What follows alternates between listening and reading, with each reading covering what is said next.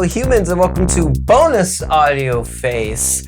It has been a long time coming, but this is the Radiohead bonus episode. If you haven't connected the dots, that's why we are called Audioface Podcast. It's a play on words of Radiohead, the one, the only, like my favorite band of all time, blessed by Jesus Christ himself. We're going to go through a whole history of them because it's been 5 years since the Moonshaped Pool was released. Best fucking birthday present ever. Yes. We saw them in the Moonshaped Pool tour. The first time both of us either seen it. You have lots of video of me tearing up when they played My Iron Nun. More on that later. That was the weekend that we recorded I'll release it one day, but still unreleased very first episode of Audioface. The Kendrick Lamar episode. Yes. Damn, baby. The very, very first Audioface. Audioface -1. Yeah. But we've never gone onto their history or anything and really dived into them, which I've been wanting to for a long time because sometimes I'll try to compare it to hear this or get you an understanding of why they're such an influential band and stuff. And I'm hoping, since it's been 5 years since their release, that they will be releasing something, and soon they have some stuff in the works. They have been collaborating with one another. They have been in the talks of working on some stuff, even though they all live in separate parts of the world now. They have been saying that with quarantine and stuff, they have some ideas that they were shooting at each other. So hopefully we'll get another album in the works. We will see. Let me start just with some housekeeping things. Yes. So this is going to be a two-parter episode. Yes. Part one is going to be about Radiohead's just general history. We do these bonus episodes generally as like a overall discography history of different artists and bands that we like and constantly reference to. But Radiohead, because it's such a big thing, not just for us as music reviewers, but in general, we're going to do a part 2 episode that in the regular release of Audioface will release later this week. That will be more about the solo works and the solo projects of the Radiohead's members. Because there's so much solo work that they've done, and we have reviewed on this podcast and have given a lot of stuff about. So those ones deserve its own, so that way we don't have to shorten anything up, which I don't want to do. Because if I'm going full gas, we jump in it. Before we really start, I just want to say, because these bonus episodes, people really like them, we want to say you can return the favor by making sure you subscribe to Audioface so you get our weekly episodes. We're reviewing new music. We're finding who's going to be the next Radiohead. We're literally just finding who's going to be the best, biggest artists of the future. And we're doing that every single week on Audioface, so you don't want to miss those episodes. Make sure you're subscribed in Apple Podcasts or Spotify or Stitcher or Pocket Cast or wherever you listen. We are there. Also, check us out on YouTube, youtube.com/audiofacepod, youtube.com/audiofacepod.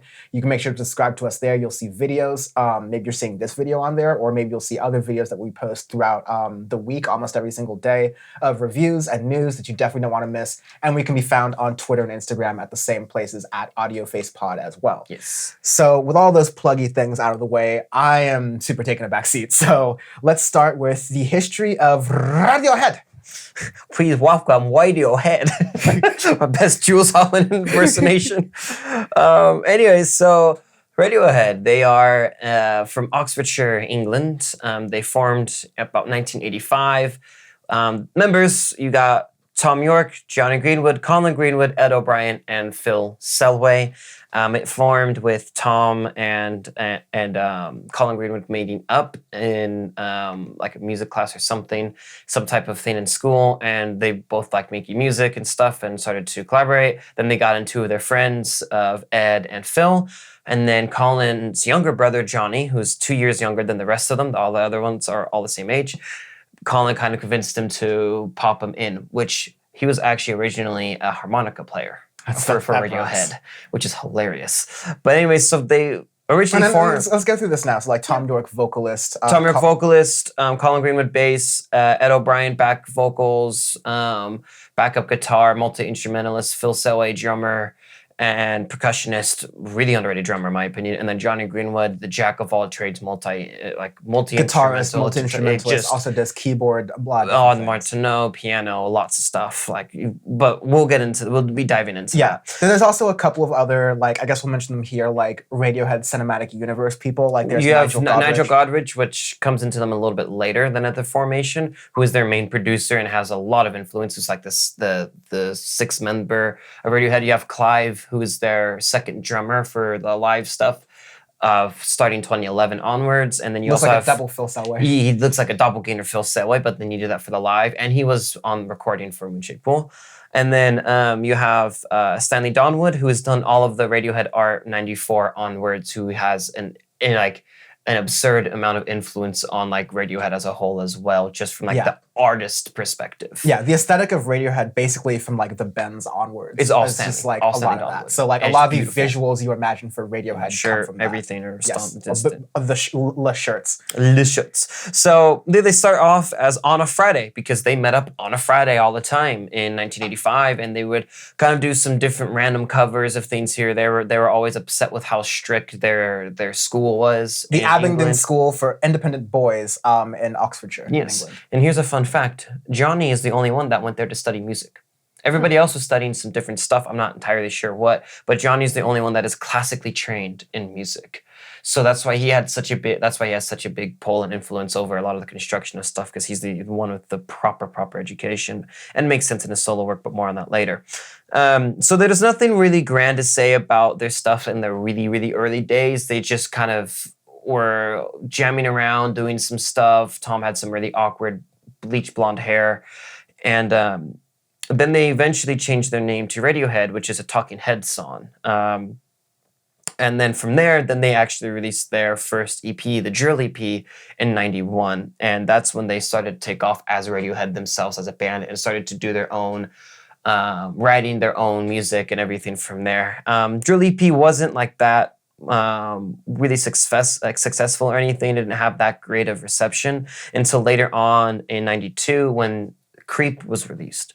And Creep was massive hit from the beginning. It just took off. Context of 1993 being an era where, like, of course, grunge is a major thing, not only in America, but in England. And you have a bunch of this, like, 90s sort of, like, post-punk grunge rock kind of things. And Creep just hits in 1993, and sort of, much like your Nirvanas, much like your Blurs and Oasis, just creates a song for the decade. Yeah, and the thing, too, that's funny, because in these EPs, you have a bunch of songs like the Creep EP. You have Creep, Inside My Head, $1 Million Question, Yes I Am, and A Blowout. Inside My Head is a fantastic, really good song, which we'll get into Pablo Honey as a release. But Creep was the song that got them into the door and everything, into radio plays, into different shows and stuff. It was charting and got everything up. But the funny thing is it was blacklisted by BBC Radio 1 because it was deemed too depressing.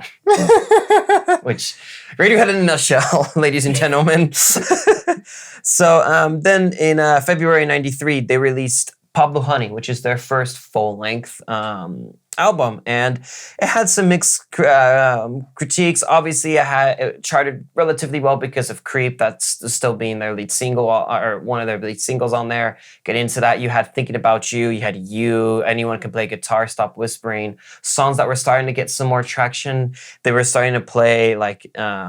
So, anyways, I'll get into that kind of the context of the album. Yeah.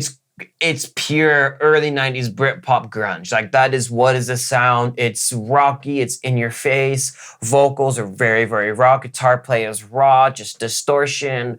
An old sounding Telecaster Plus, like 3 of them, and Tom yelling about cars and him being depressed. There's many things. Literally, that's basically an idea of Pablo Honey. There's like, within Pablo Honey, there is some good works in there.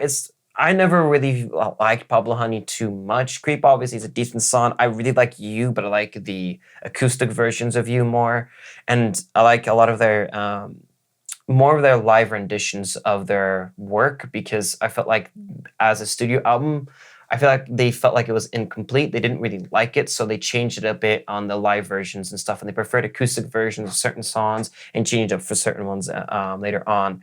But they got, within the album, with Creep, obviously, it got heavy rotation on MTV. They were able to do like some MTV shows where you got the MTV performance where the MTV performance where insert Tom yelling here. Let me start. So like, there was a thing in the 90s where like there were a couple, right? But I think a lot of British bands were trying to chase the sort of like Beatles effect, where you have this ability to cross over into the United States. Yes. And there are a lot of bands that did this. I won't say like Radiohead is the biggest, but in the 90s there were a lot of ones that like came to that. Like Radiohead was one of them. We mentioned the whole like Blur and Oasis thing. Those are like another set.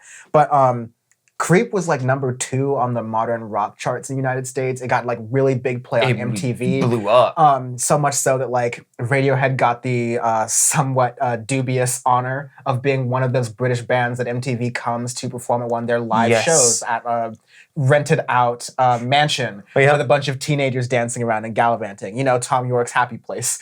And so like, you have this video, this Tom York performance, which I'll play bits of because of YouTube demonetization and whatnot. But like, it's just like a bit of a mess. Like, yes, they're performing and they're giving it all, but you can almost tell that like fundamentally hates it. They're annoyed by it because they know that they have a lot more in them than this, and they get to like they did some touring a little bit with opening up for bands here or there, but again, they were really wanted to produce more stuff because they had a lot more in them and they knew it. And they began working in '94. And this is the first time they worked with producer John Leckie and the first time they worked with Nigel Godrich, which then becomes their future producer, but that's their first one with them.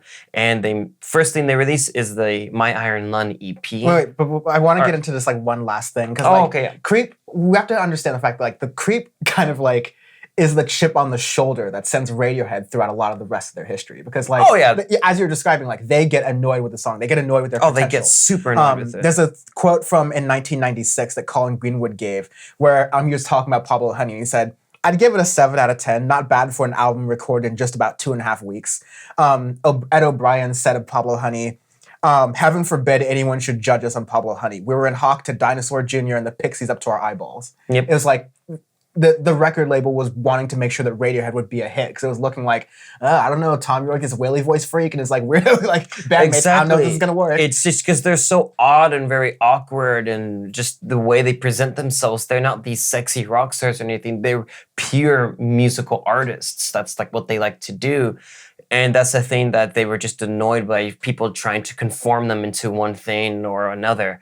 So then in '94, they worked on and released My Iron Lung EP, which has amazing work. And you can hear the influence that Nigel had and working with a proper producer into just an EP even. So My Iron Lung, which is the song that got me into Radiohead as a kid, literally says, this is our new song, just like the last one. So they're going on already on their first track saying, hey, fuck Creep. Sure, it's a decent song, but it's not what we're about. We're way more about music than just that one track. Right. And after that, you have like The Trickster, Louis Mistreated, Punch Drunk Love Sucks, Sing-Along, Permanent Daylight. All of those tracks in that one EP, a lot of them don't make it to the bends, but this what shows like me when I started to go through the discography as an early kid, I was like, oh my God, this is amazing music for the 90s. It's, introspective, it's experimental, it's trying to do effects with guitars that no one's really done before. It's doing these vocal effects and stuff that are experimenting that no one really does as like a 90s grunge band. Yeah. So that's the first time that it's like, you can get the taste, you can get the feeling, dipping your toe in the water of what Radiohead's going to become. Yeah, with My Iron Lung, they're really bending, like, especially thinking about it in retrospect, they're really bending what you could do with grunge at a time. Not like, I mean, like, we've recovered so many experimental things on Audioface. They're just like so wild. Mm-hmm. I'm not going to say it's like super wild. It fits within grunge, but like, you notice the effects of it in retrospect, how often the guitar riff kind of like, it goes off the pace of the song because like Johnny Greenwood is doing his own thing. These are like the building blocks of Radiohead's like tried and true things going forward. So I think it's really cool to look at that. Yeah, and then later on, they released 95, The Bends. Yes, and this is their album that starts to get people talking of they are not a one-hit wonder. They can really make a full-length LP that is fantastic for the time. Because like we talked about like the one-hit wonders that have to prove themselves being Lil Nas X, but back then, Radiohead was the one-hit wonder that had to prove themselves because everyone was like, well, you got Creep and that's it because these people are weird and they've got like way other like manufactured British boy bands to like put them up at a pedestal and compare them to. Exactly. So The Bends is just like a giant middle finger to everybody of like, this is what we're about. It starts off with Planet Telex. And that's a song, again, where it's that experimenting guitar part where in live especially, and they still play it live every once in a while. You hear it, and like they even did it in the Moonshaped Pool tour where they played it live and stuff. And there's so many weird guitar effects and stuff that still keep up to today, 27 years on, where it's crazy. After Planetelics, you get the bends, you get High and Dry, so the acoustic song that got a lot of like radio traction. It was on like a Johnny Depp film, I remember. You get Fake Plastic Trees after that, which is one of their bigger hits of the album, and that's one of their biggest introspective songs of, wow, they can write music. Tom's lyrics about literally a whole plastic world, thinking of a fake plastic life, a fake plastic this, of looking at things as a, I can't think of the word of it, but anyways, looking at things as through a lens of Tom, of basically saying, I hate modern life, modernity sucks, why is everything so materialistic, why is everybody trying to one-up one another, especially in the 90s, coming from the 80s as well, of seeing that firsthand as himself, and especially as a rising star, he could see that. Yeah. And really gave that into like a modern rock song. And like in the context of grunge, which is very much seen as like the like, it's so funny to think of it in this context, but grunge, the closest thing would be like SoundCloud rap, because it was just this thing that like, oh, this is the thing that kids are doing. Musically, it barely makes any sense as far as like the way that I could see that, because a lot of it was very popular with people in usually younger categories, but some people are older as well who did like it, and certain and keep in mind the music reviewing like critic like erotic back then was very much like the enemy, and there are these people who would go, oh, the kids like it, therefore we have to look down on it. That was very much like a persona that we think is just like not something that happens anymore, because the internet made it so music reviewers like us could be like super young and also do the damn thing like the older ones could. But back then it was just very much written off, until you had bands like Radiohead take the genre and go, no, this grungy stuff, it isn't just teenage angst. It's not just like Nirvana smells like Teen Spirit. These are things that you can go into deeper topics while still having an album reach some critical success. Exactly. Johnny said that the bends had been a turning point for Radiohead, and he said it started appearing in people's best of polls for the end of the year. That's when it started to feel like we made the right choice about being a band. And I agree with that statement, where that's the pinnacle turning point of them as a band, of saying, oh my God, they can make an entire record. It didn't chart well at first because it still needed to gain some traction and everything. They started to do tours as opening up for REM. Yeah. One of my favorite personal bands. And that's when Tom started to be friends with Michael Stipe, the head of REM. And that's when they started to get some influences and stuff, doing their Up tour and other stuff before their third LP, which we'll get to in a little bit. But they had really distinctive music videos for Just, Street Spirit, Fade Out, for Fake Plastic Trees and stuff that, again, started to get more traction on MTV and stuff in the States. Started to get them to sell out more shows and everything, and opening acts as well with REM, starting to get them into that sphere of a solid rock band. And that's what set them up. Then moving on to right after that, you have a lot of touring.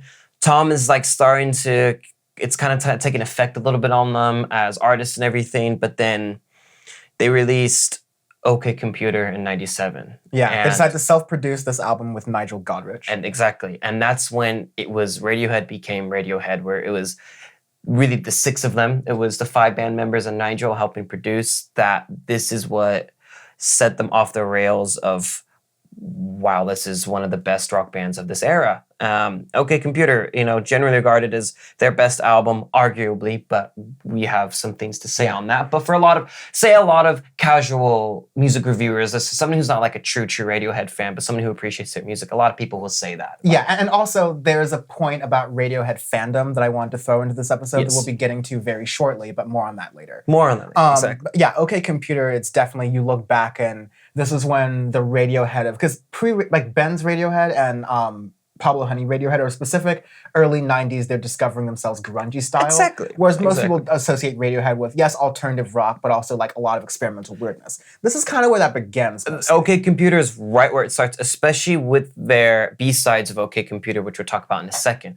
So, because they kind of all were released around the same time. Yeah, and if you can't realize the Radiohead album cycle, it's a lot more traditional in the sense of you get some B-sides and you get these singles and B-sides to go along with them. oftentimes 6 months, a year, maybe 2 years before the album actually comes out. Exactly. Album releases, that this has taken a different form now in that, artists just like release singles and sometimes they're drops and sometimes they're EPs, but it's a little bit more of a disparate thing. Radiohead was doing that in a different way.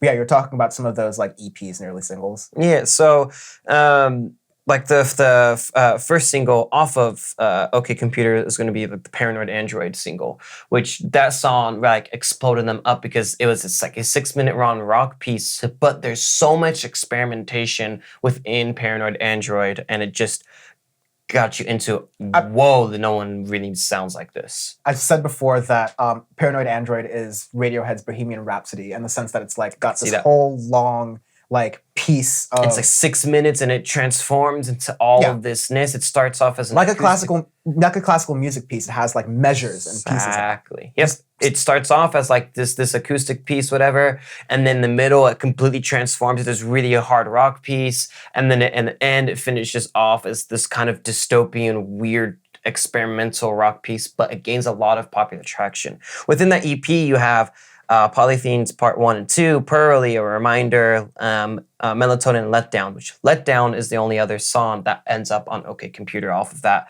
But fantastic works, and that's really where you get to hear the experimentation of Radiohead is through these EPs you get Karma Police afterwards. If I could pause on Karma Police, because this is the song I found that like people who are like passively Radiohead fans understand that Creep is like not the beginning, but a lot of them like go to Karma Police. I think it's a really good song because it's like fantastic. I think it's a song that really points the middle of especially Tom York from like before Kid A and after Kid A. Because like before... Yes, because it's the more almost hopeful-ish Tom York of... It's hopeful but like sassy. Yeah. Yeah. That's actually my favorite thing about Karma Police is that like basically the album is a revenge fantasy. But in the middle of the song, and it goes with the production, Tom York jokes around and goes, oh, for a minute there, I lost myself. Exactly. For a minute there, oh, I was dreaming too much. It's fantastic. Johnny's on the piano, has his gorgeous ballad that he wrote, and that's where you really get to hear him as the classically trained musician that he is. Yeah. And this is within the Karma Police EP, you have one of my favorite of all time Radiohead B-sides called Meeting in the Aisle, which I've only played live like a couple of times, once in 2016, which is really random. But it's like just this really euphoric, odd piece where Johnny is playing with a quarter on a guitar and just going up and down between it. And this is the start of them really going out there and almost in a genre-less style of experimentation. With going up with the production of Nadja. You can really hear that, the muted drums of Phil, Tom's guitar kind of going in the background, and it's just everything in that piece is just incredible. But anyways, moving on from all the EPs, you just got OK Computer, which we already talked about a bit of it about, but it is an incredible work for a rock band of just completely revolutionizing a genre, getting out of the grunge work and making out of the flames rising of a phoenix, making alternative rock. The really first true alt rock album of the 90s per se. Because you have some works and stuff that came out maybe a year or two afterwards that are alt rock, but this is the first one of, this is not grunge, this is not post grunge, this isn't 80s rock, it's something entirely on its own. The music videos of like No Surprises and stuff of the Taurus and everything get a lot of traction, and it's just critically acclaimed from pretty much everybody from it. The No Surprises music video visuals particularly has a strike and one of basically Tom York, maybe an early allusion to Brain in a Bottle. But like it's Tom York is like in this like fish tank sort of thing, and it's slowly rising full of water. And No Surprise is sort of like a slow, sort of like lullaby kind of song. And so it fits with like this sort of quirky, dark kind of thing. It's kind of like what I like about Gorillaz, where it's like these sounds like a lullaby, it's nice and sweet, but it's like it's kind of dark, it's retrospective, it's like humorous, but like it's playing with that nature. It's very self-aware in that regard.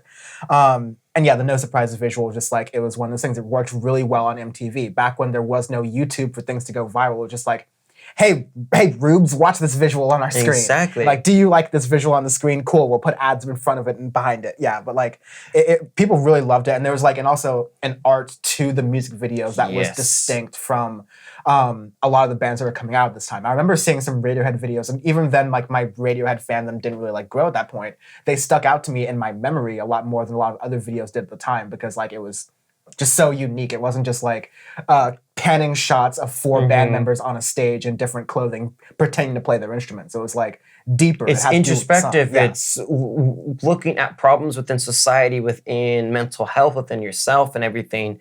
And all of that into an alt rock album is just incredible. I mean, we can spend like an hour just on OK Computer, but we'll move on a little bit. So after OK Computer, they have like this huge tour that goes on for about 2 years or a year and a half or so, that they released this documentary called Meeting People is Easy. And it is something that has resonated in me a lot as someone who's had to deal with a lot of like interviews and other stuff within trying to yourself putting it out onto a stage and everything. It's very difficult to deal with. It's kind of like about, especially from the Radiohead persona, but something that can be related to a lot of people, the performance of self in regular situations, to where you feel like you're performing for other people, and like that's an amount of effort that it takes out of you to do a thing. Exactly. I mean, like you said, for the mental health thing, it's May's Mental Health Month, so there are a lot of people who are talking about autism and how like when you're masking your autism, you're sort of like performing a version of yourself that's higher functioning, that's able to participate in these things. So it's like, it's very applicable. So with Tom, a little bit of a backstory on Tom, his eyes are completely uneven because he was born with like a natural easy eye, me as well, but they tried to surgically correct it all the time when he was very young. So he has a lot of like traumatic experiences because of that, and he didn't, like ruined speech patterns because of all that. So that's what makes him awkward and what kind of makes him unique in his way. But within Meeting People is Easy, you get to see how introverted Radiohead are. They are not naturally people to go out there. Maybe like Colin or Ed are compared to the rest of them, but Johnny and Tom especially are very introverted. They're awkward. They don't like to talk much. They hate interviews and stuff. It's only now recently where they've gotten to be more comfortable with themselves in the skin. And I mean the past like 3 to 4 years, really. More on that later. But it took a toll on them, and Tom almost wanted to leave the band. He almost wanted to quit right then and there. The tour, he was like, dude, I'm done. I can't mentally go through this. I'm breaking. I'm cracking down as a person and everything. And it was brutal. And with all of that happened with Tom York within the tour, that's what started out their writing for Kid A. In about starting out in 1999, they started out writing out the album early '99, and the band suffered from basically an identity crisis, where because of all the touring and stuff they did with OK Computer, they didn't really want to be like another OK Computer or another The Bends. They wanted to write something completely different. They wanted to rely less on guitar sound. Like they were all at a disagreement, because Ed wanted to do something that was more rocky, kind of more Ben sounding. Johnny wanted to go with something completely different direction. Tom was having complete writer's block and literally was picking out, like started writing down words and put it into a hat and was picking out words from a hat, which is the lyrics of Everything in Its Right Place, which we'll get to in a second. That's the only way that song makes sense lyrically. Yeah, so they were all like kind of at odds with each other. They almost split up again, and they didn't really know what to do. And then they went to they went with Nigel in a studio in Paris, and they just sat down and they just started going at it. And they started off with Everything in Its Right Place, where they went this completely synthetic sound and everything, and then they started to go run with that, and then they made Kid A and released it in the beginning of 2000, the year 2000, that distant future, the year 2000. Future! Y2K, all of that stuff. And exactly, in October of 2000, and it was a complete left turn from anything they had made before. Yeah, so Kid A, more so than any Radiohead we've talked about earlier, more so than maybe any album we've talked about on Audioface period, was like such a seismic shift for like the music culture and like music understanding, like music consumption culture, because Kid A was such a like out of left field hit from like the grungy alt rock darlings of the 1990s. Like, okay, what do they come up with now? And you hear "Yesterday I Woke Up Sucking on a Lemon," and you're like, whoa, what? And you just see this really weird keyboard synths. There's barely any guitar in it. That's a lot of electronic instruments. It's new. What I think is some of the genius of Kid A when it came out at the time was that even though it was a highly conceptual album, I think its concept was easier for people to grasp because the year 2000 for a lot of people was thought of this like, to borrow a phrase from friend of the show, Francis Fukuyama, the end of history. Yeah. It was like, no, like 1999, we've done it. Everything after 2000 is just like gravy. We're just like living in the Jetsons' future now. And of course, like the calendar changed and like nothing. Life moved on. Yeah, nothing happened except like we added a couple more wars in the Middle East. But like the thinking of the year 2000 that like we would instantly enter in this like vaporwave future sense. Even like the Kid A album looks like not like the kind of vaporwave that is like an attempt to be made in the late 2010s to be like, oh, super purple and neon with like grid stuff everywhere. No, like this is an actual like vaporwave album cover made back then when it made sense to. Exactly. It was like this bordering of the computer versus the real that was an anxiety that was had in culture around that time with like Y2K, people thinking that because we had computerized so much with banking in society that a technological rounding error would cause all the systems to go down in 2000. So like all of this technological anxiety, this weird glitchiness, I think made a very weird album more approachable for the time, made it feel like a zeitgeist moment for the time as well. Yeah, and so starting off with it, Kid A, everything in its right place, just starts off whoa, what is this album? After that, you get Kid A, which is this really chimey electronic synth beat where Tom's voice is so muffled that you can barely understand the words and everything. You have the national anthem right after that, which is opening up this podcast, and it is this brilliant piece of just Colin's bass line. Fucking fantastic. And the live show, Johnny plays this really weird electronic thing where it takes radio waves from like local radio stations and it completely muffles them, turns it upside down and just starts clipping it out into random stuff and then morphs it and then puts Tom's voice into it, morphs it, and does this weird thing that kind of loops around. Layering. Exactly. So it's like Live Nation, baby. It is a very like Radiohead song in the most like truest literal senses of all the words. Because the national anthem, it's great that you took the national anthem to dip our toes into the first of many Radiohead rabbit holes, which is live. Because the song on the studio recorded version is a little bit slower, definitely helps you get into the vibes of Kid A. But it was used to open albums and also opens tours and concerts. Tours for a Radiohead. long time. My favorite performance of this was, I believe they were in France somewhere performing at like a festival or something. Or maybe they were in England at Glastonbury. Oh, so maybe it was Glastonbury? Yeah, Johnny Greenwood was messing with radio frequencies. Then French radio was coming in. There's a lot of French happening. And it was literally just like, it felt like you were turning through an old school 70s radio dial. But like every 3 stations was also Tom York wailing. While like the song National Anthem is sped up like as time and a half compared to the regular album. And it sounds a little more grungy again. Like it sounds like you have like more old Radiohead there in the live version. But it just goes to show like a larger dichotomy, like I said, a rabbit hole I don't want to get too far down into, but we will from time to time here at this point, of Radiohead sounding super different live and compared to their live studio is versions. Fucking incredible. Yeah. And I'll get to that. Really sets the bar for a lot of other artists and like what they need to perform live. At least for us, it's like ruined us to a degree. Exactly. And then right after that, they have Tom says he's still his favorite song that he has wrote and the most important song that they have written so far, which is How to Disappear Completely. Going on to how we discussed earlier about Tom like dealing with depression and stuff within the tour of OK Computer and Meeting People is Easy documentary that was released. How to Disappear goes in all of that into brutal self-reflection detail of wanting to completely disappear from anybody and everything because you're so overwhelmed with touring and everything. And it goes into like the dreary moments of touring and being by yourself and having to deal with your own thoughts and everything.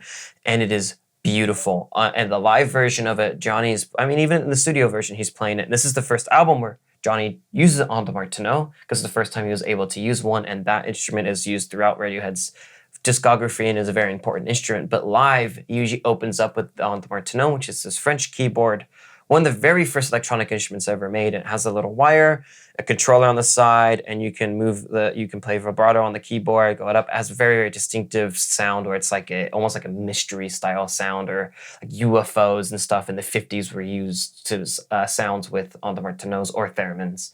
But he used it to open up the song, and it just makes it so hauntingly beautiful. Plus Tom's sad, melancholic wailing in the background and everything, with just the muted acoustic guitar, and then Colin's very underrated bass line in this song as well too. It's incredible, and it's one of the most important things I think that they've written. It's a really deep song, and like every time I've come to listen to Kid A, it's weird because like How to Disappear Completely for me almost seemed like I would skip it sometimes because there's so much to go into it. It's like so much of a heavy listen that's like not every single time am I like emotionally ready to hear. Yeah, exactly. Because there's times there are times when I will listen to this song 15 times in a row and be happy with it. And there's other times like I can't listen to How to Disappear right now because that'll set me down. Like it needs to be. It's one of those songs that it's so heavy, but it's beautiful. After How to Disappear, you have Tree Fingers, and then you have Optimistic, which is such a good alt rock sound. Beautiful. It's one that's like Radiohead staples for sure. 100%. Yep. You have In Limbo right after that. In Limbo, which is like randomly just like one of my favorite Radiohead songs. Oh, I love In Limbo too, because the guitar part, do do do do do do do do. Exactly. It's the Optimistic and In Limbo are those bridging the gap from OK Computer style 90s Radiohead to into the new millennium of 2000s Radiohead of what are they going to sound like. It's that perfect bridge in between, because after that, you've got Idiotech. Like this is the point where like there's some stuff where like, oh, this is a bridge, and there's other things where like we're in 3 different galaxies now. And this is, you just went down a rabbit hole of what in the fuck? They straight up put out a techno song because they were just like, you know what? Why not? They put out a techno song. There's no 4/4 beat. There's like barely a beat. It just kind of. Johnny's playing a modular synthesizer, which is literally a giant wall of wires, and if you mess one thing up, the entire thing is ruined, and you have to be on beat with everything. It is incredible, and live, you need to see it live. That's all I'm saying. Yeah, I think the first time I saw Idiotech live was from a recording from a performance in Tokyo. And Tokyo. Oh, beautiful. It's just like a wild light show along with Tom York going, and it's like you can see it's like one of the more transcendent, beautiful moments of music, which is, I mean, English speakers can barely understand Tom York saying. Japanese speakers who are natively speaking Japanese, and like English speaking is also like pretty like common in Japan as well, are also barely understanding what's going on. But like everyone's just having a great experience. It. Just like you're going, he yells Ice Age coming and just starts moving around. Yeah, but it's a dystopic kind of like. Oh yeah. Yeah, just it's. I mean, like there's nothing happy to it. It's a very dystopic song. It's basically like. It's like. If you could put yourself in the mindset of the nukes are falling and the alarms are going on and you're thinking about your like last moments as you're like trying to think about survival, it's like a dance song for that. Yeah. Exactly. You have Morning Bell, Motion Picture Soundtrack, which is another really, really deep song, and then just like a little untitled piece at the end that's just atmospheric, and there's not much to it. But as a whole, Kid A just turned the music industry on its head of, whoa, these are our rock darlings, these are our grunge darlings, what happened to them? And it was like mixed praise of it at first, because there's a lot of people, like a lot of like mainstream things were saying, oh, they're shooting themselves in the foot because they don't want to be mainstream anymore. And there's other outlets who are saying, this is the best thing we've ever heard, ever. More people need to experiment like this. And it divided the fans too, because in the same way. Divided the fans. There are a lot of fans who are like, whoa, older Radiohead, like I get Move On from Creep, whatever, but the Ben's an OK Computer, we're onto some good stuff here. Why are you going all the way to this angle? And there are some people who are like, this is a wild jump, and I love them for making this wild jump, and I'm here for the rest of the ride. And that would have been like the early Audioface listener. It is 100% early Audioface listener. Like that's like Idiotech, sign me up. Yeah. But with this too, within critics later on, it became this whole thing where a lot of critics had this as number one of their album of the 2000s. Yeah, over time. And it's hands down. It is, because it completely changed modern music, and it unintentionally made pop music pop synth, which Tom is like, I didn't mean to do that, but all right, I guess this is a unused consequence of it, but sure, it's what it is. It's so like, it's to think that like Optimistic and Idiotech were both from the same album, and they're both getting wild amounts of radio play, and like people had to, in both of their minds, thinking this is all Radiohead. Exactly. It's a wild thing, and I want to like use this to segue into like, I guess the most keeping them honest part of this, which is like, after Kid A, this kind of becomes a thing of the Radiohead fan, the Radiohead fandom, who has experienced the Radiohead as a tradition, and then they just kind of like look down or like piss upon other different like aspects of music or anything that's not Radiohead against that. Like, oh, it's too poppy, it's too It's like mainstream. that Death Grips fans can do the same thing too. There's a lot of fandoms that this has happens. existed forever. Exactly. Yeah.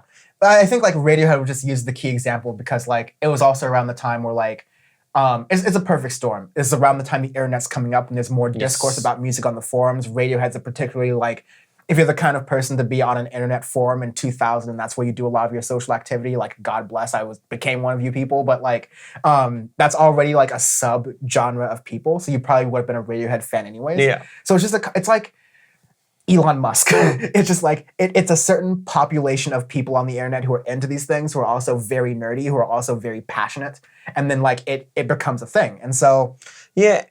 And within Kid A, they start to sell out shows. They start to do arenas. They start to be headline acts. They do all these things of, wow, people are really getting into this. And they're just starting to really become this one of the best rock groups at the time and everything. And then starting to even become, over time, one of the most influential as well.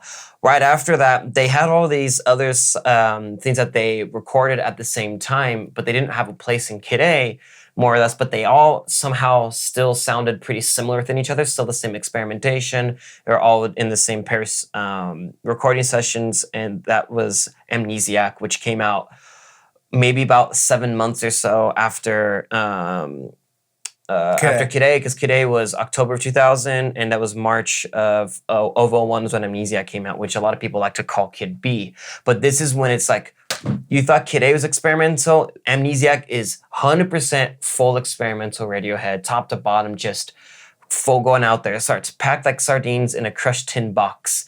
Yeah. Just fun little beats. Like it gets into the synth drumming. You have Ed O'Brien definitely, if I'll say if set. there's a difference between Kid A and Amnesiac, which I first listened to the albums not knowing that they were meant to be related, not existing. I listened not existing with all that sort of baggage of, oh, Amnesiac is just a continuation. And like, I would think of, Amnesiac is the album that came after Kid A, before Hail to the Thief. So it sounds like from that era, like, of course, like any other band does. I'm never going to do that. But I'd say it takes a lot more of an... while Kid A was like writing that line between purely experimental technology synth and purely like old grunge guitar, drums, bass, like classic old school, I feel like Amnesiac leans more heavily into the technological sense. 100%. Something that future Radiohead albums pull back from. Yes. I think Amnesiac might be the most influential album to Radiohead themselves, because this has the most amount of different ideas going into it, which then they take from into further albums into the future, which we'll get to in a little bit. So like, after that, after Pact, you have Pyramid Song, which is a beautiful ballad that they're like, it's very useful in this time and age as well, as most things are. You have Poke Pole Revolving Doors, which is another weird techno song that my dad used to, fun fact, in like 2010, 2008, my dad would love to blast this in the garage, and I'd be doing runs or random things, and you could hear it echoing in my neighborhood, going, and I'm like, the neighbors must hate us, and my dad just in there fixing stuff, just like head bopping the Poke Pole Revolving Doors. I was like, this is fucking fantastic. This is real engineering hours music.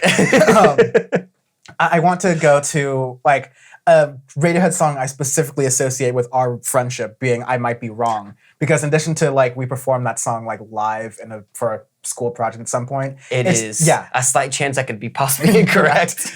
I like the version of this that is, I believe, on the like Spinning Plates Live. Yes, which I'm going to get to in a little bit, because there's some B-sides and stuff in there that are fantastic. Fair enough. The album version is really slow. It's still good, but the live version, 1 billion times better. Yes. After that, you have Knives Out, which is one of their best, like just full band, like gorgeous guitar work, everything in there. That's their most, I guess, normal sounding song on Amnesiac. After that, you have a lot of like random stuff: Morning Bell, Dollars and Cents, Hunting Bears, like Spinning Plates, which there's 2 versions. Bam loves this version on Amnesiac of just really weird chopped up synths going up, and it's almost hard to listen to in your ears itself. Yeah, with headphones. But it's meant to be that way. Then it ends in Life in a Glass House, and this is where it's like, whoa, this is, compare like the bends to Amnesiac is apples to oranges. It's so different from the band work, but they still sound like themselves, which is the hardest thing to do as a band when you experiment and move on. They're still staying true to, we are Radiohead, we are experimenting, we are doing things that we want to do as ourselves. We don't conform to any one specific thing. We are who we are. Going into kind of some of the B-sides that have happened, because you had like Pyramid Song EP where you have Amazing Sounds of Orgy where Tom is yelling about the banking systems because there's supposed to be bank collapse. That never happened. You have one of my favorites in Kinetic, which is this gorgeous experimental piece as well. You have the Knives Out EP, which has Worry Wart, which is one of my also all-time favorite B-sides as well. I listened to this a lot as a kid in like middle school. Really, really like it. It's kind of this really upbeat, fun thing, even though it's really depressing when you listen to the fucking lyrics, because it is Radiohead. But then going on to the live thing is what Dan was talking about. There's the live version of I Might Be Wrong and like spinning plates, Knives Out. They're so much better because they change it up there, a little bit quicker tempo. You can hear more of the rawness of, especially I Might Be Wrong live. It's just the guitar that goes in there. Johnny's playing his Starcaster full distortion. He's just going at it full gas. It's fun. So much fun. I Might Be Wrong as a recording is a lot more of like a studio sort of like blues piece. And it has some like really like good groove to it. I love it. It's a little bit kind of somber. Yes. I like the spin of it. But to me, I Might Be Wrong is just like a rock banger in your head that's just very quick. It has to be done with a tambourine because Tom York would always use the tambourine and he's doing it live. You don't know live. Yep. It's very good. And I like it with that faster pace. I like it with almost that like sort of punk edge, the way the drums like really sort of like smash and kick in there. That's like one of my favorites, like solid Radiohead songs in general. And I do like, it's another great way to tell the difference between like what they sound recorded versus what they sound live. Yeah, and that's kind of like that era. After that, they tour a lot. They have a lot of live shows and stuff. And now they're being touted, after like Amnesiac as well today, they're now being touted as this is the rock band to be of all rock bands at the time. Like this is your creme de la creme. They've hit that Kanye, My Beautiful Dark Twisted Fantasy level of I've transcended being a musician. Now I'm just going to I am a god. Exactly. Yes. And after that, they in about maybe a year and a half later or so in 2002, they went to LA, and they started to record Hail to the Thief. They had a lot of different things where they were trying to figure out what they wanted to sound like, but everything was done out in LA, and that's where they got a lot of inspiration from. The album art from Stanley Donwood is all the different signs and posters and billboards and random things they saw throughout LA, and they just kept drawing it and dotting it down and sent it to Stanley to kind of get off. And then they just made the whole album. It was released in 2003. It was their biggest political statement of them as a band, because before they're more of like experimental. You have a lot of like political influences throughout their stuff. Idiotech has that. A lot of stuff in OK Computer has a lot of shit. Fitter Happier, Electioneering, exactly. But Hail to the Thief as a whole project is them going, you know what? It's October 20th, 2003. Like the height of the war in Iraq and Afghanistan, Tony Blair's involvement in England. Like, there's a lot to be angry about in politics for sure. There's so much where it's like climate change, all these things that are prevalent, really, really prevalent in the 2000s and still to this fucking day. Because we did nothing about it. Exactly. Oh no. That Tom is him as a band are like, we're tired. We need to stand up. We need to say something about it. And they made my favorite album, Blessed by God's Right Big Toe itself. Alan, everybody's 14 times. Hail to the Thief. We've gotten some like unpopular opinions. We're saying Hail to the Thief is the best Radiohead album, and like I understand people are free to be wrong in the society, but like we have receipts. No, I think this album like it. Like with every album, like every Radiohead album, there's stuff that appeals to you as a person and doesn't. And they have such a wide discography that like you can be a type of person that loves A Moon-Shaped Pool, for example, as compared to this.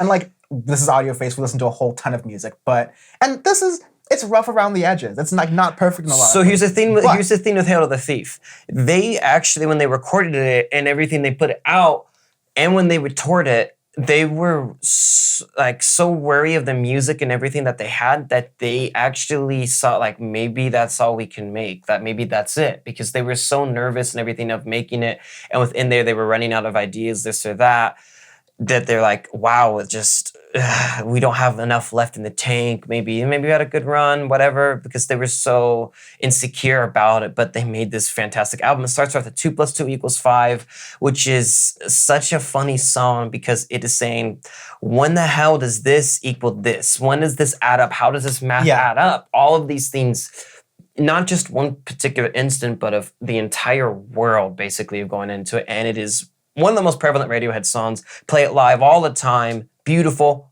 One of the best openers they've had of an album. Major George Orwell vibes from the song. 100%. And throughout the whole album. Yeah. Sit Down, Stand Up, Sail to the Moon are really nice, sort of like slower ballad songs that get you into there. Backdrifts is one of my favorite things because you do the like spinning plates warping of the drum. Yes, and you're trying it, but now you can put it more into a more contemporary piece that is more approachable and everything to the listener. And it's like dialing that sound that you have from Amnesiac and pulling from them, like, oh wow, we could really make this, and then boom, make it up. Then there's Go to Sleep right after that. Yeah, beautiful rock track, like straight in, just. It's got even like a little bit of Americana in it. It's like it's got a really nice blend of. It goes more towards the guitar. I think it reminds me a lot of Automatic for the People REM sound, where you can tell that's influenced from that, but it's definitely still sticks true to themselves. And you have then right after that you have my personal favorite Radiohead song of all time, Where I End and You Begin. Not a bad one. It will always forever be my favorite Radiohead song because it has everything I want in a track. It has Tom yelling about how climate change is going to kill everybody and why isn't anybody listening to him, God damn it. Colin's bass line in it is amazing. Somehow Phil and him are keeping on pace of each other. Ed is playing this really weird guitar piece in the background, and Johnny is on Aunt Martineau playing in the background, and that is the piece, and it is fucking wonderful. Yeah, I still salty that Tammy got to see it live and I didn't. Yeah, still fucking salty. Really, Where I End and You Begin was one of the first times like I was learning to play bass, and I used that song to you did. learn. I remember that. It's like maybe like my intermediate challenge song because like okay, you play Kids with Guns, you feel great for like 2.5 minutes, and then you're like okay, let's do the harder stuff. Yeah. But yeah, Where I End and You Begin, it's was such a unique song because like as a bass line, a lot of bass lines just like complement guitar or like backgrounds of backing guitar. The bass line is like the unsung but like the main hero of the song, let's say other than like Tom York's vocals itself. But it's a full progressive piece. It changes, it has this whole thing. It's not like repetitive for one bar like most bass lines. And I don't mind bass lines. They're complementary. They give like an extra depth and layer to the song. But when you make it like the full structure, the backbone of the song, just as much as like the drums are, it creates this really beautiful, eerie sort of like soundscape. But I think Where I End is really good for that. You have We Suck Young Blood, which there's a lot of weird things that are going on like today of this song, which I don't want to talk about because it's a rabbit hole I'm not going to touch. But it's the official song of a lot of lawsuits we could get. Exactly, and I don't feel like dealing with that. You have the Gloaming Afterwards, which I legit danced with Tom York in Berkeley about it because nobody liked the Gloaming except me, and he was doing this thing, trying to amp up the crowd, and I was like, I got you, Tom, and then it was a whole thing. But that's it. I digress from that. You have There right afterwards, which they opened up most of their 03 tour with There, where Tom and Ed are also playing drums along with Phil. Beautiful track, really getting into that bridging that gap between experimental and pure alt rock and everything with it. You have I Will, A Punch Up at a Wedding, which A Punch Up at a Wedding is hilarious. Punch Up at a Wedding, I like it a lot. I won't include it in the single thing, but yeah, it's just like the story. And it's also kind of a story of their relationship with the press as well. Exactly. Because it's like being compared to like a drunken punch up at a wedding. Exactly. Which is like a wedding fight, which is a wonderful song. Exactly. It's a very smooth, almost like, it reminds me of Gorillaz' B-side Spitting Out the Demons, where it's like a very slow, almost bluesy kind of song. But it's really nice. But really like the king of the crop of what I want to get to here, where like the climax of this album is Mixomatosis. But fucking love Mixomatosis. It is just experimental. It is weird. The bass line, you have a synth modeling the bass line. On top of it, you have Tom really awkwardly dancing on strings, yelling about a rapid disease that is going to affect the entire world. Basically, pre-COVID, 17 years before, more or less, which is hilarious. Yeah. After that, you have Scatter. You want to keep going? Really, Mixomatosis. It's a really like powerful like ballad that you can interpret and love. You can interpret that as like a relationship to the press. There's a lot of different things that get into it. Like something about Time magazine. I used to know the lyrics really well, but yeah, it's like you can tell it's one of Tom York's more passionate like songwriting moments where it's just like really, really raw. When most of the song like kind of disappears out, and he's doing the "I don't know why I feel so tongue-tied" thing, spacing it out a little bit. It's really like no other artist than Tom York could really pull that off and achieve that. And this is someone who, we didn't even go into this part, but like of Tom York's story trying to prove himself as a vocalist, like outside of like record label, like trying to like literally like, trust me, I know I'm like weird, kind of creepy, lazy, whatever, but I can sing. And there are a lot of times he wasn't really like given that credit. And he just lived his career proving that wrong every single day. Exactly. After that, you have Scatterbrain, and then the last one is Wolf at a Door. And Wolf at a Door, I think, is a very underrated Radiohead song because first off, Tom York invented mumble rapping on Wolf at a Door. And then second off, it's about Tom and Johnny becoming parents, becoming fathers. And they are absolutely fucking terrified of it. And they're like, that's the whole point of a Wolf at a Door. It's like basically how am I going to live up to be a father figure in all of this when I've had all these issues throughout my life? I can't even do a tour without like nearly coming to a multi-depression and wanting to quit everything in my life. How am I going to do this while raising a family, while being able to do this and try to be as normal as a parent figure as I possibly can into it? And it's one of their most beautiful pieces, I think. I think it's very overlooked, but that's Hail the Thief. Incredible album. They didn't like it themselves, but they still play a lot of the works. I think just now, again, it's one of those themes where as they've gotten older, because this is, 18 years ago, Hail the Thief was released. That's fucking crazy. They start to play a lot of those songs live. Like a Moonshaped Pool Tour, they played Myxomatosis. I know they played a Wolf at the Door bunch. So they played There, Where Ended You Begin. I've seen Go to Sleep more recently, too. And Go to Sleep a few times at 2+2. So they did a lot of these tracks that they maybe would throw in there every once in a while, but in Moonshaped Pool, they really started to dive into the more of Hail to the Thief era, which I'm glad they did. Yeah. Moving on, after Hail the Thief, they have one little B-side album that came out a year after, which is Comlag 2+2=5, which is my shirt. And this is why Bam and I became friends from the We Made It podcast. Because when Caesar went up to me, when I met Bam, this has to be 2013 maybe. Caesar goes, hey, you'll like Bam. He's a Radiohead fan. I was like, oh, sweet. And we're like talking. Bam asks me, oh yeah, I heard you're a Radiohead fan. Sean, what's your favorite album? I go, Comlag 2+2=5. He's like, oh shit, dude, I Am a Wicked Child's a pretty sick song. I'm like, how the fuck do you know Comlag, dude? That's a really obscure album, but how do you even know that? And Barry Zito, former San Francisco Giants pitcher, actually has a thing on Comlag 2+2=5. He's like, dude, some of the Radiohead B-sides are better than their actual work. And it's like, oh my God, people like this stuff. But anyways, there's a bunch of fun songs in there. You have I Will, the proper version, because they hated I Will on a different version of work. Paper Bag Rider, which Tom started playing with Atoms for Peace, but more on that later. I Am Citizen Insane, which is that like almost Amnesiac style, weird, like dystopian, but still gorgeous synthetic piece. Gagging Order, which is still like nice acoustic piece and everything. The Fortet remix of Scatterbrain, which I really liked listening to when I like went back and listened to Comlag as well. Mm-hmm. And then you have Fog Again Live, which again is a version that they liked playing better than Fog on their actual release because they hated the version that they put out. So they re-recorded it as that. And then they had Where Bluebirds Fly, which is just fucking crazy. It's an insane piece, really weird. But I played that a lot playing Battlefield 3, so that's a throwback for all of y'all folks. No, yeah. Comlag, like, you got to be really deep state into Radiohead to have found Comlag. It's like a really hard one to find. But yeah, I love the tracks on there. It's really interesting how they have, and I guess this is like so many times in Audioface episodes where I catch ourselves doing this thing where like we're comparing things to Radiohead. One thing we compare is the cadence with which they create new music and then they come out with new music. And when they had this, pretty quick. It was quick for a while there, where you had quick turnover. Like Kid A, Amnesiac, and Hail the Thief all came out within 3 years of each other, which is pretty fast.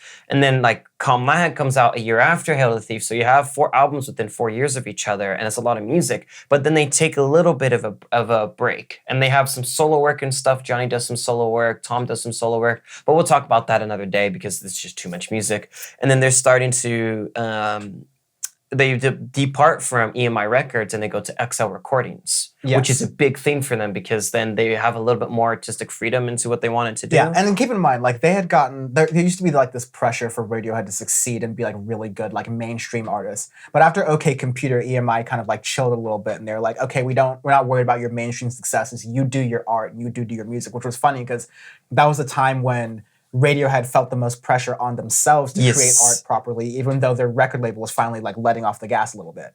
But yeah, fully with their EMI contract over, they're able to not only feel like they could create music purely with no limits, but they could also kind of release and distribute that music purely with no limits. Yes. With their departure from EMI, they got like they had a lot of leeway with their next studio album that was going to be coming out, and they started on their 7th studio album in February of 2005. But here's the interesting thing: they didn't involve Nigel Godrich. They hired producer Spike Stent, but it didn't work out. They recorded a song called "I Want None of This." It was released, and that was pretty much it. And then later on, they re-enlisted Nigel Godrich's help. And then they started recording what would later be known as In Rainbows in London, in a rural part in Oxford, and stuff too. So they would record that in England. So kind of a stark contrast from recording Hail to the Thief in LA to then going back to their home and everything in Oxford and recording over there in England instead. It ended out in about June of 2007, and the recording was released towards at the very end of 2007. October, right? I believe. Yeah, and here's the interesting thing, and that was actually very revolutionary for music. Yeah. They released it as a pay what you want.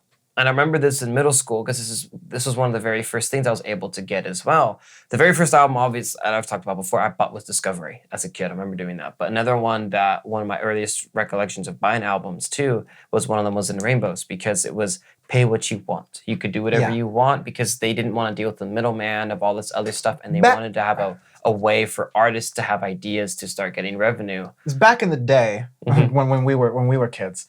Jesus Christ. No, but like about 10 to 15 years ago, the primary way you purchase songs, if you purchase songs instead of like illegally streaming them, was off of iTunes, the predecessor to Apple Music, where albums were $11.99 as a general rule. Yeah. The singles, or like a single song, was 99 cents, and you paid that 99 cents, and that song was added to your library. And if you searched for a song, you could find that song, but to listen to more than 30 seconds of it, you had to pay 99 cents. Stark contrast with streaming, where it's just like, pay $10 a month or so, and you get to stream everything unlimited.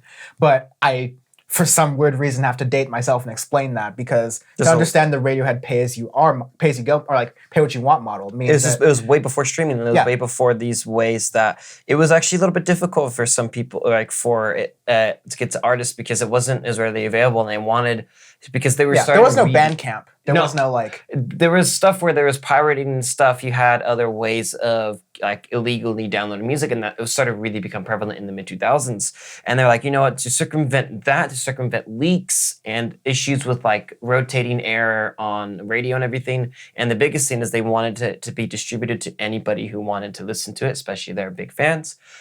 They decided, you know what, no, pay as you go. And in the long run, they actually ended up making more money from it than a general release, because they didn't have to deal with the middleman of it. So they got to do it. They sold less than they would have normally, but they, at the beginning of it, but they ended up making a lot more money without of it, which I think is something I was actually talking with Caesar from when we made a podcast, but that was one of the very first things of artists trying to really, like a big name artist, trying to completely overhaul the sales of their own things. Yeah. And going into the music of it, In Rainbows is one of their best records to date. I think as an album, it's my favorite album, because you can play it all the way through, and it's to me, like, objectively, it's hard for me to say not Hail to the Thief. Hail to the Thief is my personal favorite. I still think it's their best album.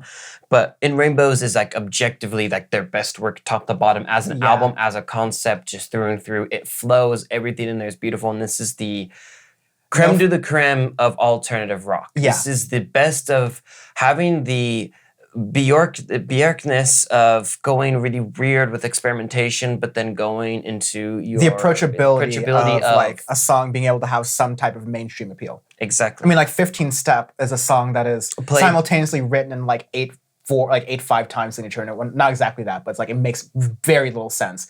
But it was also made enough sense to be played in Twilight. Exactly, as the tail ends credits of Twilight and everything. And they played that at like the Grammys in 2009 with the USC marching band and stuff. And they did stuff, and 15 Step really became a big song for them, and they played it a lot live and on stage, and it was a big hit. And this opening song, fantastic opening song. You had Body Snatchers right after that, which is one of our favorite, both of our favorite Radiohead songs. Beautiful rock ballad, really overstated muffled tunes in there. The live version, Johnny's backing guitar is gorgeous because he does his own complete different thing compared to everybody else. It's going off on his own, and it's very distinctive, and you can hear it, but it still fits within the song. And this is, to me, where Johnny as a guitarist really gets to be shown out. Because obviously we know him now as like the big multi-instrumentalist, but him just as a guitar player, you could really hear all the influences and stuff and the experimentation he does with it. Like on Nude, like he has this beautiful muffled guitar piece throughout the whole song, which is very, very difficult to play if you don't know how to do it, because you have to palm mute and pluck all the strings at the same time to get this muffled effect of it. Live, it's gorgeous as well. Weird Fish is another guitar piece where they go into it, and it's layered and layered and layered, and it's this beautiful track that just keeps building and building and building and building and keeps going up, and then it just has crescendo at the top. And it's one of my dad's favorite songs too, because he says it's just one of those very rare tracks where there is no real crescendo. It just keeps slowly going on. It's like an endless mountain of euphoria. It's beautiful. That really rapid paced song leads very quickly into All I Need, which is this very deep, slower, emotional, like love ballad from Tom York. It's like one of the most especially the part when that song does crescendo and it gets a little bit less quieter. You don't have like the muffled like bass sound, the drums. When everything comes together and like the drums really crash together. It's just one of the most like powerfully profound, beautiful moments in a love song that I found. It like has ruined me for all the other like love pop songs that are out there that exist. I'm like, this is not All I Need. Get the fuck out of here. This is nothing. I feel nothing from this.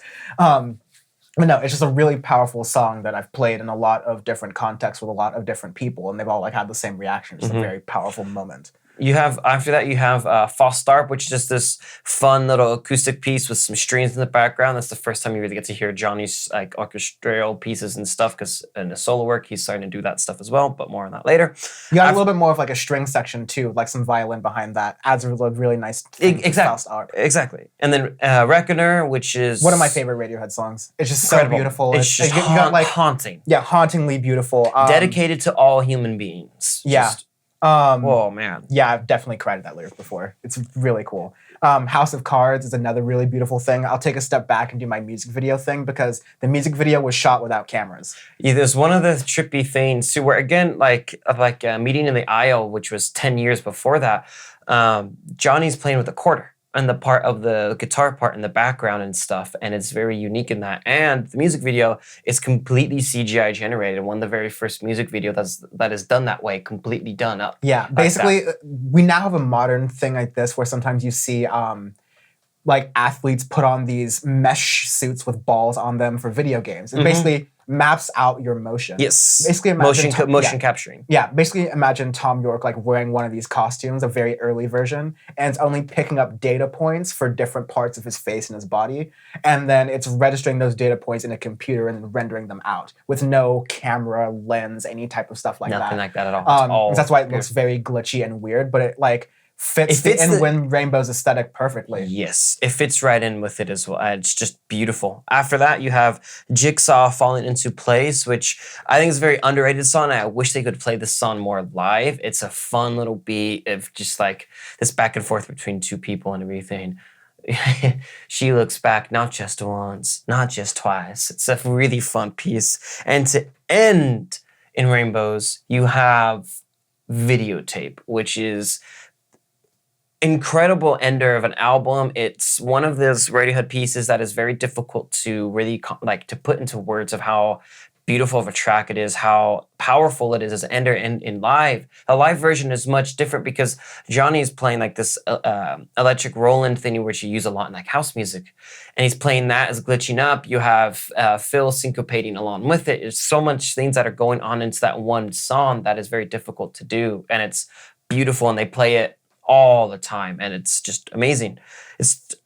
The album, just top to bottom, is just incredible. Yeah, I mean, many Radiohead albums like won Grammy Awards, were critically acclaimed. And this one Rainbows was like the crescendo. It was just like boom, it got up, and you had a lot of within Rainbows, you had a lot of B-sides and other things that were used in the disc 2 and Rainbows disc 2 of all of the stuff that didn't fit necessarily in normal Rainbows, but was still out there, and you could tell we're still the aesthetic, still the sound, and they played a lot of these songs live, and Tom and like some solo work and stuff. Like going into, you have MK1, which is like a little thing opener. Down is the New Up, hilarious, fun little piece, and it is still prevalent to today because Down is always the new up. Always. From here, I like Bangers and Mash because it's like it's the most like loose Radiohead you see in a while, because like Radiohead with like in Rainbows and Hail to the Thief and Amnesiac, sure, but definitely Kid A, there's these like big cinematic productions where they're almost like kind of full of themselves. And the Bangers and Mash is just everything. Bangers and Mash feels like a jam session. Like, it's just like exactly. Thomas playing drums, hit himself in the eye and singing, and he hit himself in the eye once when they were recording this, and the joke is to wear flying goggles. So he always wears flying goggles when they play this on stage because of that, as a joke. His eye out. Exactly. It's pretty brilliant. And Johnny's guitar is detuned so much that the string almost falls off on his Telecaster. It's just such a fun piece to play. Yeah, it's the off-kilter nature of it, which I think is like Radiohead at its best. But it's like a rock song. It's really fast. It's really passionate. I love that. There's another track, Last Flowers to the Hospital.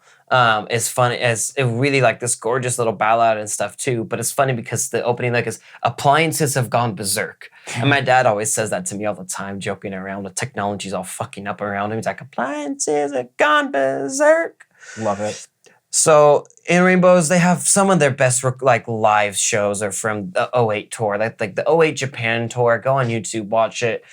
That's why I referenced Idiotech from earlier. And to me, that's what made that watching that show and like the 08 tour was my favorite thing. That's what made Radiohead since then been my favorite band. 100%. My favorite musical, everything comes from Radiohead from that time of just, wow, you can do this live on stage like this. Yeah, and I think it's amazing because like we've described Radiohead with, knowing them a lot as a band, but especially the experience of being a Radiohead fan up until like 2005, we can't really speak to because we were just like too young. But at a certain point for 2007 Radiohead coming out, even before I was that big of a Radiohead fan, but even being able to notice more of their songs more and put like a face to the name, you're really able to build like a relationship with these artists and bands. And Radiohead's one of those artists and bands that like through our relationship and understanding them, we got a deeper appreciation of music that we already had. We were music students before like Radiohead, I think even. But like the attention to detail that they had in their music, especially around In Rainbows and just in general throughout that time, caused us to venture into music in all these different ways that lead directly into the way we review albums all the time. Yes. So it's like that's where it all comes from. That's why we have to stop ourselves from like comparing different Radiohead songs to things, because it's kind of a Bible for us. It's a foundation of where we get a lot of like a framework, I guess. Yeah.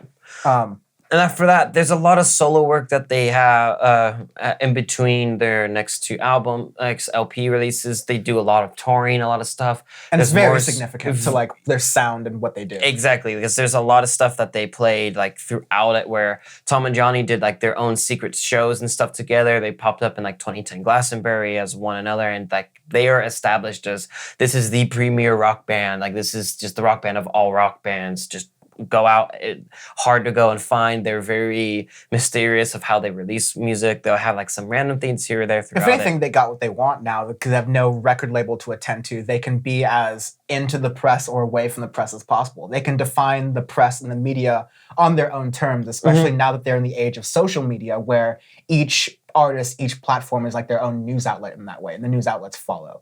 It's ultimately like Radiohead grew into and in some ways created the relationship that artists have with the press. That is something they experience right now. Yeah. That leads into King of Limbs, yeah?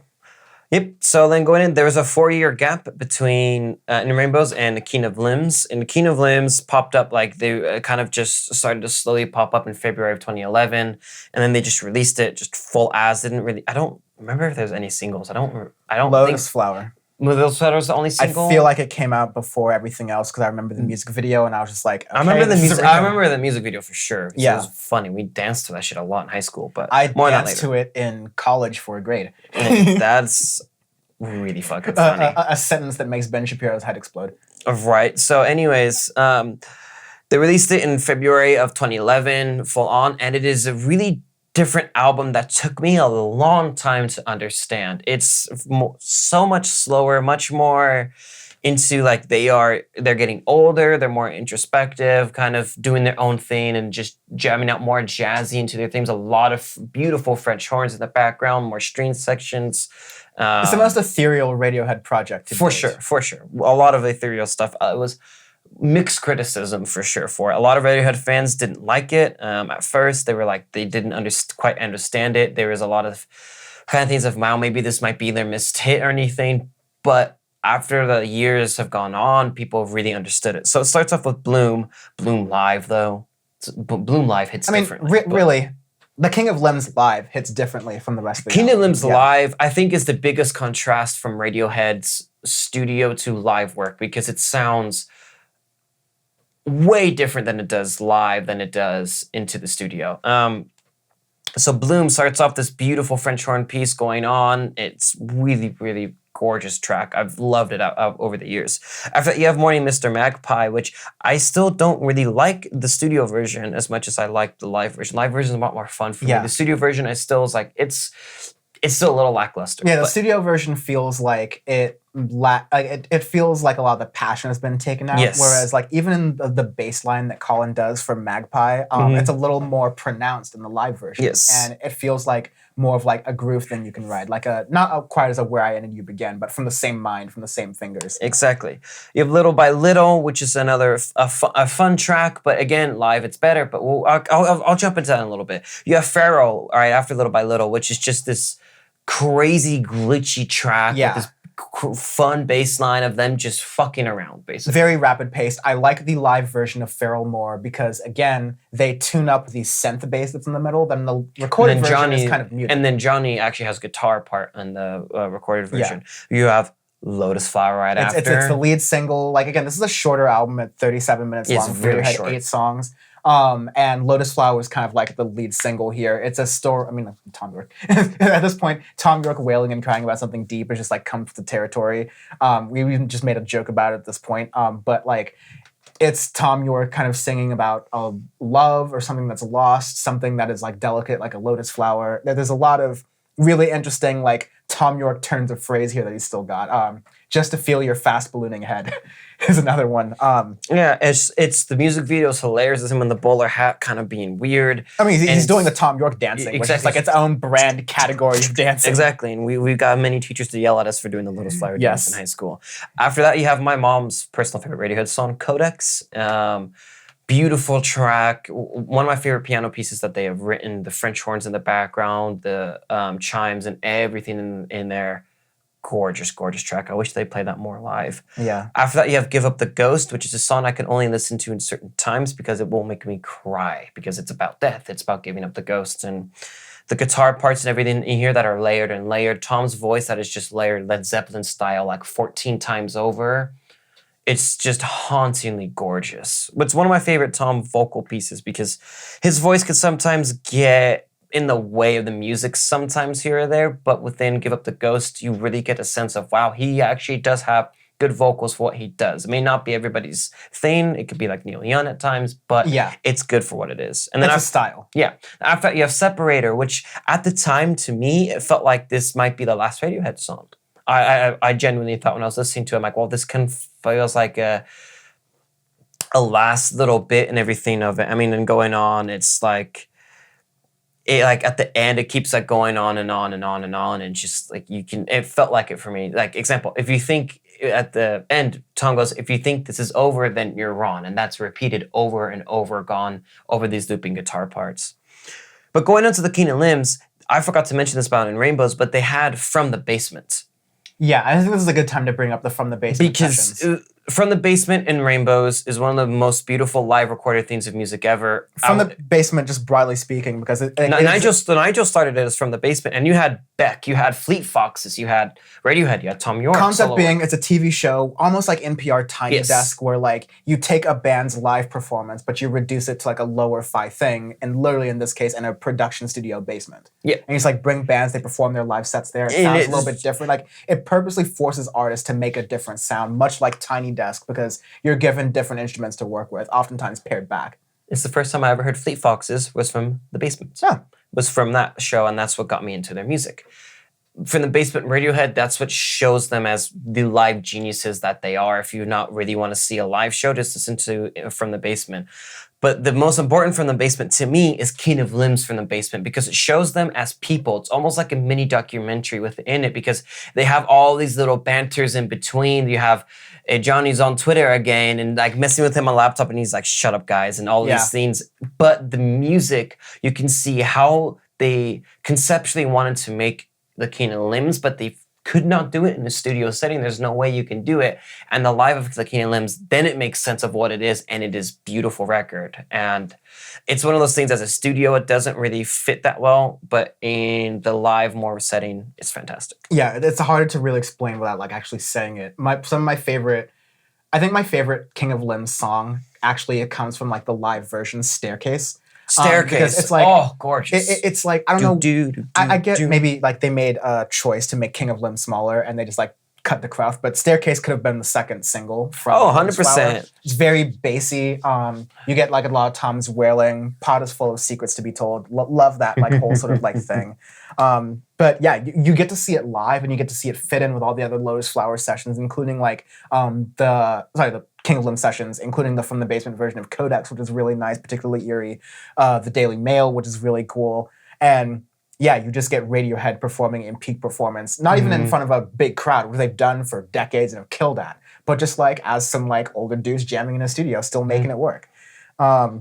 And it's later on, people have understood the King of Limbs more and has gotten better reception and stuff as the years have gone on. It's a decade since. It's almost a concept album, but just like with barely any concept. It's just like, it's more just inspired by Tom York and the Forest seeing these trees. It's Johnny said that the album title comes from Johnny seeing a tree that was 200 years old and saying it's the King of Limbs. Yeah. And this basically concept about a tree, so you can only do so much concept about a tree without just going down a drug path, but that's a different conversation for another band.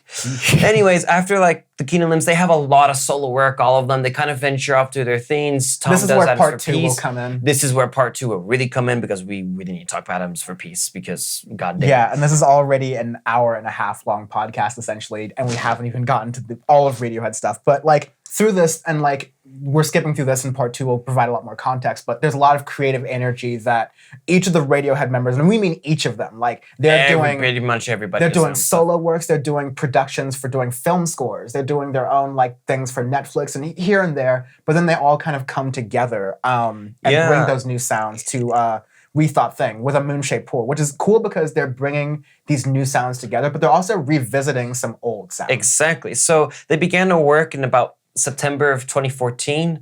They started to go on with that. But the thing with Moon-Shaped Pool, there's a lot of tragedy in there. You had Nigel Godrich's father passed away. You had Tom York separated from his long partner of Rachel Owen, and she passed like maybe 6 months after they separated, so not after a battle of cancer. So there's a whole thing of them going over a lot of stuff. In this, you actually have them commissioned for the James Bond theme for Spectre in 2015, but it was rejected. And Tom was like, why the fuck did you, why? Okay, well, here's the goddamn song. So they put it out on SoundCloud for Christmas in 15. And that was like the first scene of them as a work band. Oh, wow, they're still doing stuff. And I was like, oh, wow, so they're still really doing stuff together, which is great. And then they started to have little hints and little things for fans in 2016. And then they released Burn the Witch as a single in like April of 2016. Yeah, I remember seeing the preview for that, and it was just like the bird singing. Yeah, the bird kind of wailing. And Burn the Witch, I just got to get into the song. It is, I mean, Radiohead continues to surprise you. It's a song that, like, I almost didn't Wicker Man in a song. Yeah, I didn't really believe it was a Radiohead song. I almost thought it was like, oh, they made this nice, airy music for like a film trailer, for like an intro that leads into it. But no, it's Tom York strumming on his guitar like it's a Stradivarius violin. Yeah, Johnny literally plays his Starcaster with a bow, and he starts hitting it on the side. But in the studio version, he wrote the whole string section, the whole orchestra section, because he did a lot of film scores at the time, so he was kind of in the mood to do all that stuff. So it was written into that.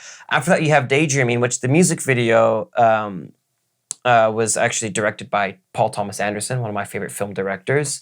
Also in the Radiohead universe because of working with Johnny Greenwood. Exactly. More on that in part two. More on that in part 2. And Daydreaming is this gorgeous track, which that opened up their Moonshaped Pool tour. And I thought it was actually a very good opening for it because it's this beautiful euphoric piece. The live show, they had these chimes and stuff going around. Johnny's piano work was beautiful and everything. And it was a really good second track, kind of suck you into the more melancholy, but still Radiohead true sound throughout that Moonshaped Pool. After that, you have a Dex Stark, which has grown on me after the time because at first it was a song I was kind of... There's two songs in here where I was like, well, I don't really know what to do with this track, but Dex Stark grew on me after a while. I like Dex Stark, again, because I love Colin Greenwood's bass, but I love the da-na, na-na-na in the end. It just makes it sound very like bluesy and rocky. And like, usually the bluesy, rocky Radiohead only comes out in recordings that they then change the live versions of. And I haven't heard Dex Dark live, but I like that Radiohead's retaining this bluesy Dex Dark live is pretty similar to the studio album. They don't play it that much, but everything, they don't change it much, which I'm glad they do because I really like the studio version now. It took me a while. Desert Island Disc. That was the most like filler one to me, where it's just like, this is here, like whatever. It's nothing that if they could have, that's one of the only songs on there where they could have like, okay, it might have done without, it could have been on a B-side really if they wanted to. I actually would rather place Ill Wind into Moonshaped Pool and replace that with replace Dex Stark with Ill Wind because I feel like that's more of that, but more on that song later. Yeah. After that, Full Stop. I'll let you go.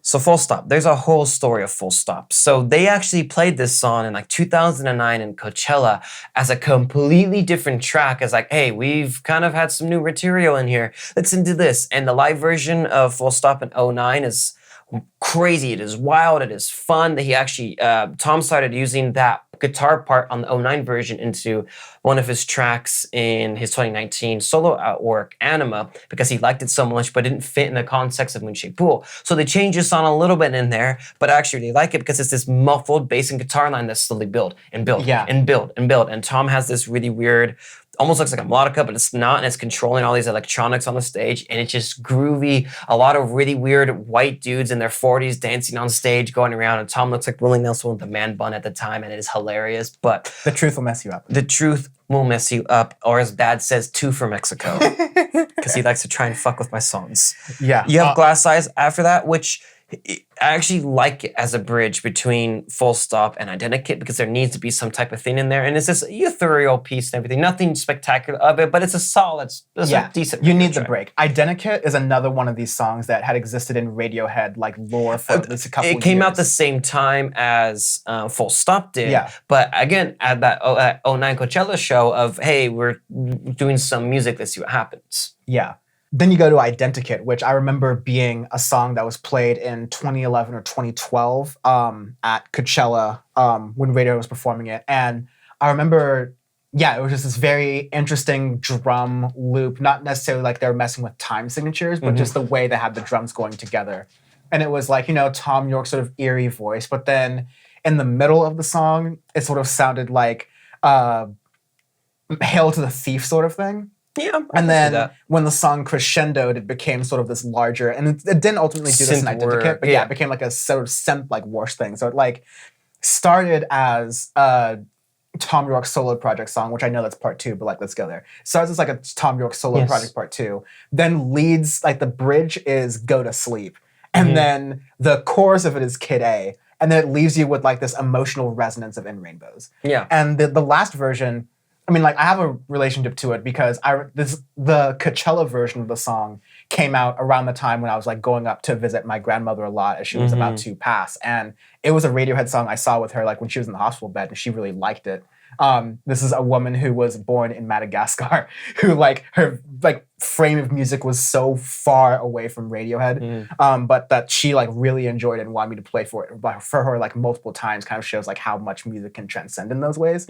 But definitely the version of it that came out on the album was a little bit more, like, matured, as in, like, they'd added some more production touches and scaled it back a little bit, but I kind of like the wildness of the original version. But still, I think Identikit is just a really moving song from a Moonshaped Pool that goes into like, it's Identikit, the idea of wanting to bend yourself and your like how you present in a bunch of different situations to appease the people in the situation. It goes all the way back to the meeting people is easy kind of deal. Yes. From Radiohead. So I love that songwriting there.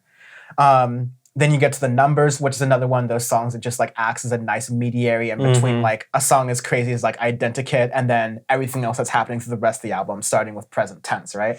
And Present Tense is definitely my favorite track on the album by far. It's this beautiful love ballad of like two people that are like almost fighting against each other, but have this inseparable pull kind of going around. And it's like examples like this dance, it's like a weapon of self-defense against the present tense. Yeah. And that's like thing that's going around, and then it ends like, and you I'm lost, and you I'm lost. It's just this beautiful ballad. And live, especially, Johnny plays a skip loop, which he did in some of his solo work, which is incredibly hard to do on guitar because if you mess it up, it just sounds like dog shit. Yeah. And it's this really cool guitar part in there that just fits perfectly. There's a thing where it's Tom and Johnny, just them out in the valley with Paul Thomas Anderson, just them, the both doing it, and you can really hear the skip loop in the guitar, and it's gorgeous. And it's one of my favorite pieces that they've written.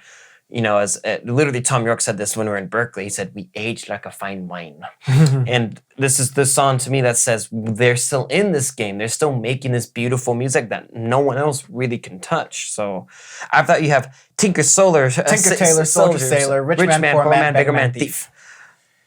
It's a song. This is a song. That's all I'm going to say about that. And then it ends with True Love Waits, which they released in 2001 in the I Might Be Wrong recordings as an acoustic piece. And they played here or there, never really released it as a proper studio song here or there. And they completely changed it for the studio version for Moonshaped Pool. Lyrics are all the same, but it's this really haunting piano piece with Colin just sitting down playing a bass, and just it makes you cry. It's about love. It's about breakup, everything that Tom was going through, Nigel was going through, especially in the entire band of them going through it. And there was one live recorded version of it in 2016 of them playing in LA, and Colin's sitting next to Tom, cross-legged, sitting there playing the bass while Tom's on the piano. It's like, this is powerful. Yeah. It's just, wow. And that's the last thing. They released Ill Wind later on as a one B-side that they put out because they didn't have room for it. And I actually would love to have had that onto the album, because Ill Wind has Aunt Martineau going through the entire piece. And at the end, it is 6 Aunt Martineaus looped together. And it's a beautiful piece. And I actually think it fits really well into a Moonshaped Pool. But they thought otherwise. So I'll take it for what it is. And yeah, it's just... That's the last thing that they've put out, and as Radiohead, they've done a lot of solo works and stuff. But that'll be more into part 2, because we can't do a 4-hour Joe Rogan style podcast because we ain't got time for that shit. And Peter would kill us. Yes, and my camera's only got so much juice left. Exactly. I do want to, before we finish this part 1. Usually we finish with like, what does this artist going to sound like in the future? I think we can get to that. We'll get to that more in part 2. Right? We'll do that in part 2 because there's a lot of solo work that we have to talk about of the sound and how that's influenced them as a band, and there's a lot in there that we need to and really even telling the story of Radiohead as like a band without including a lot of the solo works was like an interesting process we did for this review. Hard. Like, that's actually very difficult. Yeah, it is what it is. But I think given what we've done, given us being like Radiohead fans to the degree that we alluded our podcast name to it, going through this review, going through us sharing Radiohead as like friends, us remembering Radiohead as kids, like, what do you think is your favorite Radiohead album? Like, maybe like 1 or 2, of course. Even like well, obviously, Hail the Thief is still going to be my favorite by far. It has some of my favorite tracks in there.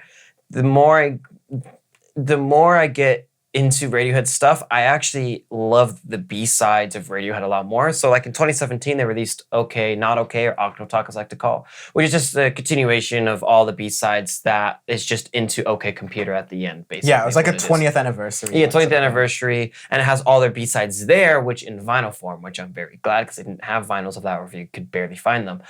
And I love Radiohead's B-sides because it's more of the experimental work and everything. So I can't like put a finger on which one is my favorite. But if like you have A Reminder, you have Meeting the Isle, you have Worry War, Ill Wind, a lot of these pieces that were never fully released. You have Calm Lag, which is also one of my favorite albums, obviously. But yeah. I have different approaches for it. If I have to say what's my favorite Radiohead album to introduce people to Radiohead, I think In Rainbows by far. In Rainbows is the easiest to approachable thing to get you sucked into Radiohead. It's also very good. Like, it's not just to say like, oh, this is a crowd pleaser. Just like, this is also like probably one of their best albums. Yeah, from top to bottom as an album, there's no one song you want to skip, or there's no one song like, this is really weird, you're not going to like this. In Rainbows, top to bottom, because that's what I did with Vanessa. Yeah. I said, hey, In Rainbows, top to bottom. Boom, that's how you get into it. Yeah. If I am like, I don't care what's on the aux cord, I don't care who I'm passing the aux to, I just want to go wild, then Hail to the Thief, no contest. Yeah, and then, or my favorite, I'll just put on there, it's like, all right, like spinning plates, Amnesiac version, baby.